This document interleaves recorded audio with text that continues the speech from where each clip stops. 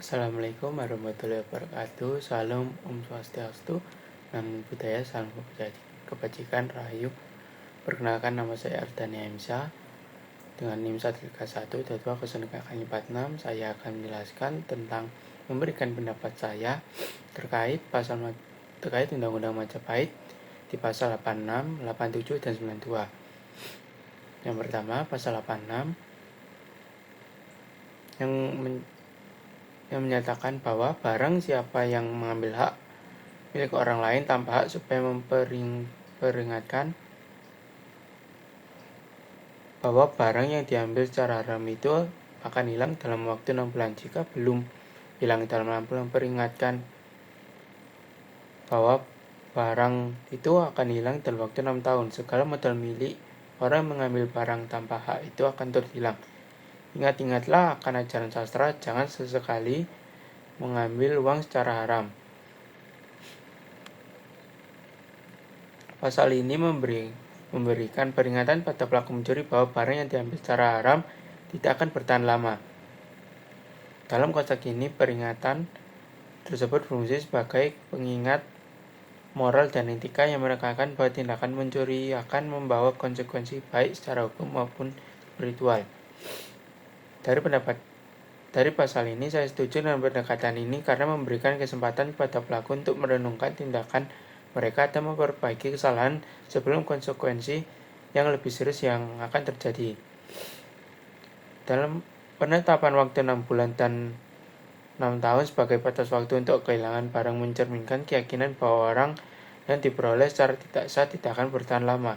Ini bisa diartikan sebagai pengingat bahwa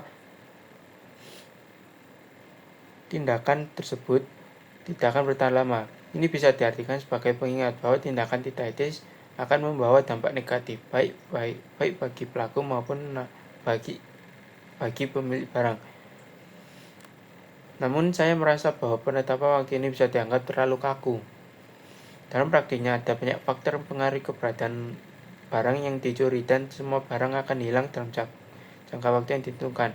Oleh karena itu, meskipun saya setuju dengan prinsip di balik peringatan ini, saya merasa bahwa penetapan waktu harus lebih fleksibel dan mempertimbangkan konteks yang lebih luas.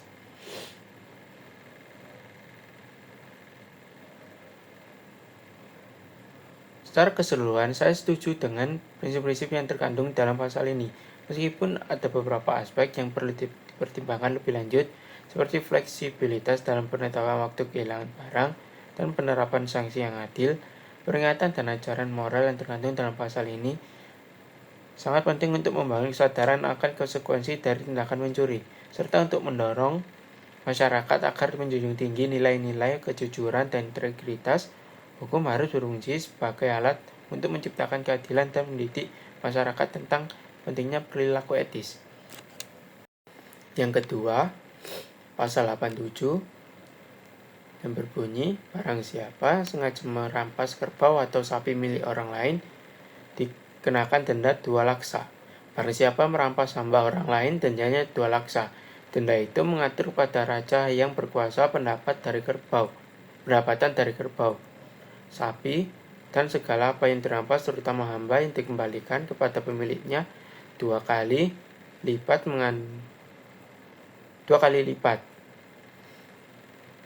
Saya setuju dengan adanya sanksi tegas yang terhadap tindakan perampasan, baik itu terhadap hewan ternak maupun hamba. Tindakan merampas milik orang lain adalah pelanggaran serius yang merugikan pemilik dan mengganggu ketertiban sosial. Dengan menetapkan denda yang jelas, hukum memberikan sinyal bahwa tindakan tersebut tidak akan diterima dan akan ada konsekuensi bagi pelakunya. Denda 2 laksa sebagai sanksi bagi pelaku perampasan dapat dianggap sebagai langkah yang tepat untuk memberikan efek jerah. Namun saya merasa bahwa besaran denda harus disesuaikan dengan kondisi sosial dan ekonomi masyarakat saat itu. Denda terlalu tinggi dapat menjadi beban yang tidak adil bagi pelaku, terutama jika mereka berasal dari kalangan yang kurang mampu. Oleh karena itu, meskipun saya setuju dengan adanya denda, saya berpendapat bahwa besaran denda harus mempertimbangkan kemampuan pelaku. Ketentuan bahwa barang yang dirampas, terutama hamba, harus dikembalikan pada pemiliknya 2 kali lipat adalah langkah yang adil, mencerminkan prinsip restitusi.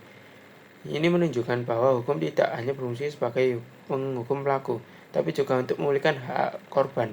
Saya setuju dengan prinsip ini, karena memberikan keadilan bagi pemilik yang dirugikan dan mendorong pelaku untuk bertanggung jawab atas tindakan mereka. Ketentuan bahwa denda diatur pada raja yang berkuasa mencerminkan sistem pemerintahan dan struktur sosial pada masa itu. Namun saya berpendapat bahwa sebaiknya denda tersebut digunakan untuk kepentingan masyarakat seperti program rehabilitasi atau pendidikan daripada hanya menjadikan pendapatan bagi raja. Hal ini akan lebih bermanfaat bagi masyarakat secara keseluruhan dan dapat membantu mencegah tindakan kriminal di masa depan. Secara keseluruhan, saya setuju dengan prinsip yang terkandung dalam pasal ini, terutama dalam penegakan hukum terhadap perampasan dan pengembalian barang kepada pemiliknya. Namun saya juga percaya bahwa besaran denda harus disesuaikan dengan konteks sosial dan ekonomi, serta bahwa pendapatan dari denda sebaiknya digunakan untuk kepentingan masyarakat. Dengan demikian, hukum dapat berfungsi tidak hanya sebagai alat punitif, tetapi juga sebagai sarana menciptakan keadilan dan kesejahteraan bagi semua pihak. Yang ketiga, pasal 92 yang menyatakan bahwa barang siapa yang menebang pohon orang lain tanpa izin pemiliknya dikenakan denda 4 tali oleh raja yang berkuasa. Jika hal itu terjadi pada waktu malam, dikenakan pidana mati oleh raja yang berkuasa. Pohon yang ditebang dikembalikan 2 kali lipat. Dari pendapat saya sangat setuju dengan adanya sanksi terhadap tindakan menebang pohon milik orang lain tanpa izin. Penebangan pohon dapat merugikan pemilik, baik dari segi ekonomi maupun lingkungan. Dengan menetapkan denda, hukum memberikan sinyal bahwa tindakan tersebut tidak dapat diterima dan akan ada konsekuensi bagi pelakunya. Ini penting untuk melindungi hak milik dan mendorong kesadaran akan pentingnya izin dalam setiap tindakan yang berpotensi merugikan orang lain. Denda 4 tali sebagai sanksi bagi pelaku penebang pohon dapat dianggap sebagai langkah yang tepat untuk memberikan efek jerah. Namun saya merasa bahwa besaran denda harus disesuaikan dengan konteks sosial, ekonomi, masyarakat. Denda yang terlalu tinggi dapat menjadi beban yang tidak adil bagi pelaku, terutama jika mereka berasal dari kalangan yang kurang mampu. Oleh karena itu, meskipun saya setuju dengan adanya denda, saya berpendapat bahwa besaran denda harus mempertimbangkan kemampuan pelaku. Ketentuan bahwa penebang pohon pada waktu malam dikenakan pidana mati adalah yang sangat ekstrim. Saya sangat tidak setuju dengan sanksi ini, karena pidana mati seharusnya hanya diterapkan untuk kejahatan yang sangat serius dan mengancam nyawa orang lain. Penebangan pohon meskipun merugikan tidak sebanding dengan kejahatan yang layak mendapatkan hukuman mati. Sanksi yang terlalu berat dapat menciptakan ketidakadilan dan menimbulkan ketakutan yang tidak proporsional. Ketentuan bahwa pohon yang ditebang harus dikembalikan 2 kali lipat adalah langkah yang adil, mencerminkan prinsip restitusi. Ini menunjukkan bahwa hukum tidak hanya berfungsi untuk menghukum pelaku, tetapi juga untuk memulihkan hak korban.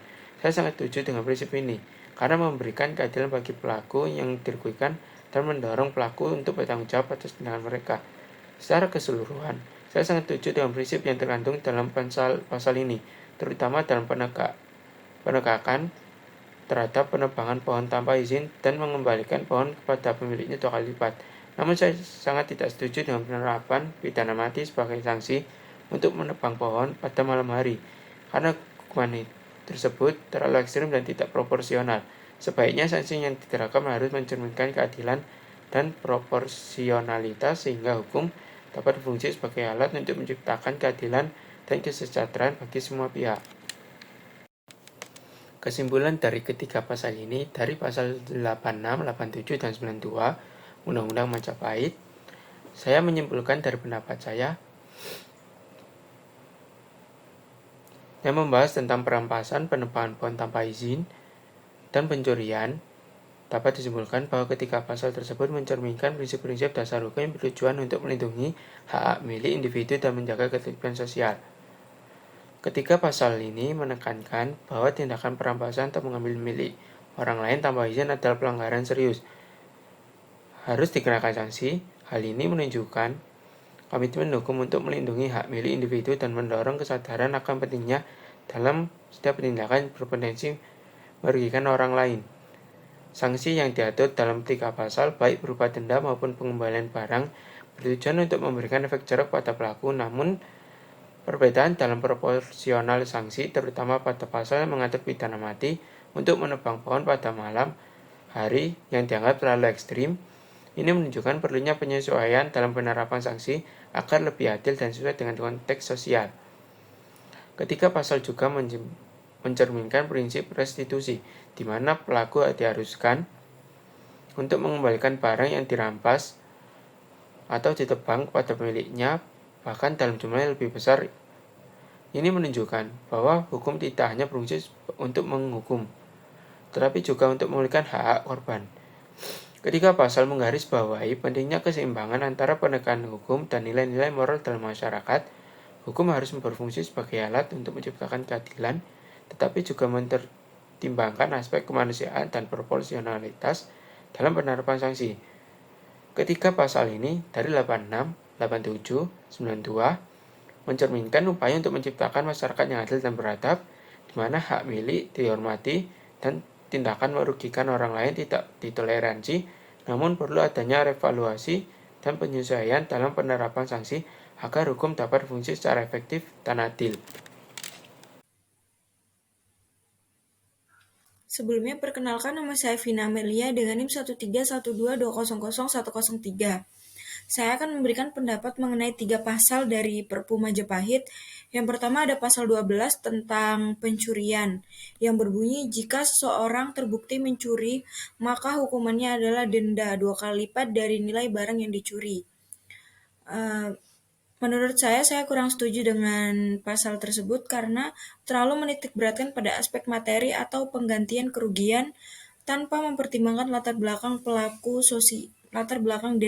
dari pelaku maupun sosial dan juga ekonomi. Dalam hukum modern, pencurian karena kelaparan atau kemiskinan harus dilihat secara proporsional. Hukum harus mengedepankan keadilan restoratif dan rehabilitasi, bukan semata-mata hukuman ekonomi yang mungkin memilih menambah anggota pelaku yang miskin. Kemudian ada pasal 20, pasal ini tentang perzinaan, yang berbunyi jika seorang istri berselingkuh dengan laki-laki lain tanpa izin suaminya, maka laki-laki itu dikenai denda berat, sedangkan sang istri kehilangan status dan juga kehormatannya. Pasal ini sangat patriarkis dan diskriminatif terhadap perempuan. Kehilangan status hanya dialami perempuan, padahal perselingkuhan adalah tindakan dari dua pihak. Di sisi lain, adanya frasa izin suami menandakan ketimpangan hubungan kekuasaan antar suami dan istri. Dalam hukum modern yang menjunjung kesetaraan gender, pasal ini bertentangan dengan prinsip non-diskriminasi dan hak perempuan. Kemudian yang terakhir, terdapat pasal 5 tentang pembunuhan. Jika seorang membunuh orang lain tanpa alasan yang sah, maka ia dihukum mati. Jika tidak, ia akan dikenakan denda sebesar 150 keping emas. Penerapan hukuman mati ini sangat problematis dalam perspektif hak asasi manusia, karena menghilangkan hak hidup secara permanen, dan juga selain itu adanya opsi denda untuk mengganti hukuman mati membuka ruang ketidakadilan, terutama jika pelaku berasal dari golongan kaya. Ini akan menciptakan sistem yang dimana nyawa manusia bisa ditebus dengan uang, yang tidak sesuai dengan prinsip keadilan universal. Secara umum, ketiga pasal tersebut mencerminkan nilai dan struktur masyarakat feodal pada zamannya, namun tidak relevan dalam sistem hukum modern yang berbasis hak asasi manusia, kesetaraan, dan juga keadilan sosial. Terima kasih. Perkenalkan, nama saya Anggi Dwi Septiani Vindana Nabila Sofia dengan NIM 13122000097. Di sini saya akan menjelaskan beberapa pasal yang terdapat dalam Undang-Undang Majapahit. Saya memilih pasal 29, 30, dan 44. Alasan tidak setuju secara umum terhadap pasal 29, 30, dan 44 karena dari ketiga pasal tersebut mencerminkan sistem hukum yang bersifat feodal, diskriminatif, dan represif, yang tidak lagi sesuai dengan prinsip hak asasi manusia, keadilan sosial, dan kesetaraan gender pada era modern ini. Hukuman fisik seperti potong tangan, diskriminasi terhadap perempuan, serta praktik perbudakan terhadap anak adalah bentuk pelanggaran serius terhadap nilai-nilai kemanusiaan. Hukum seharusnya tidak hanya menghukum, tetapi juga mendidik, melindungi, dan merehabilitasi pelanggar. Terutama jika pelanggaran terjadi karena faktor sosial, ekonomi, atau ketidaksetaraan struktural. Karena itu, pasal-pasal tersebut tidak dapat dibenarkan jika dilihat dari sudut pandang hukum modern yang menjunjung tinggi keadilan, kesetaraan, dan perlindungan hak individu.